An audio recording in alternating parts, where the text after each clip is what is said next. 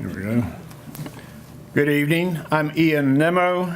We're on a volunteer coordinator committee looking at whether we have a need for a volunteer coordinator to help communications, to be our internal personnel communications vehicle in this group.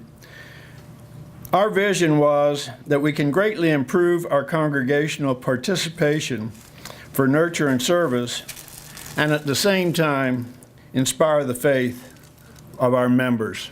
We don't think that one happens without the other.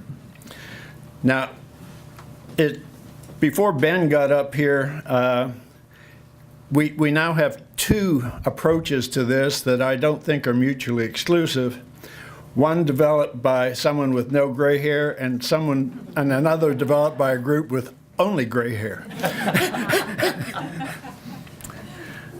We have seen when it's left to individuals in our organization and our facility with machines that some cupcakes get dropped. We hear about members coming in, expressing an interest in an activity, and it not being communicated to or picked up by the person in charge of that activity or service. We think somebody in there watching over those communications could help us get the message to the right person and also follow up to see that the activity requested was acted upon. The other side of it is some of us heading committees are looking around for help, as you've heard from every speaker tonight.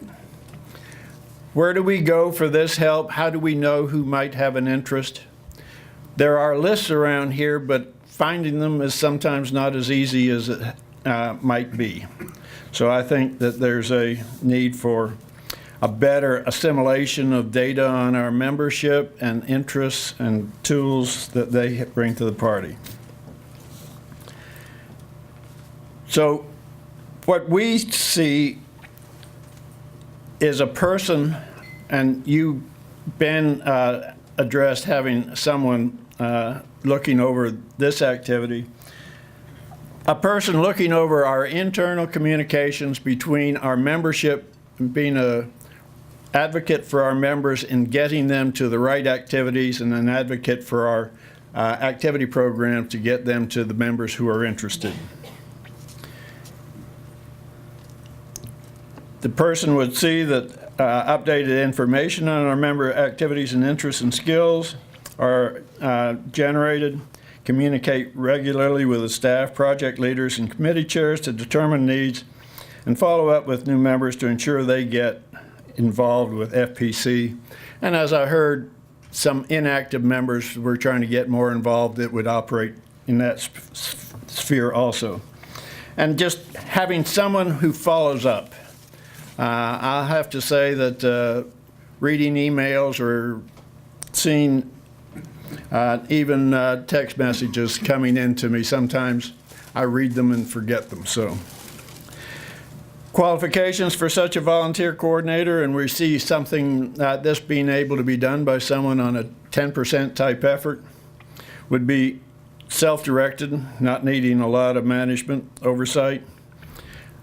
Facility with the technology that we put in place here at First Presbyterian Church, and a people person, someone who communicates well up, down, and sideways. And so we feel that the need in order to get more people involved is to help them fulfill their desires and needs and make them aware of the needs and desires of church activities.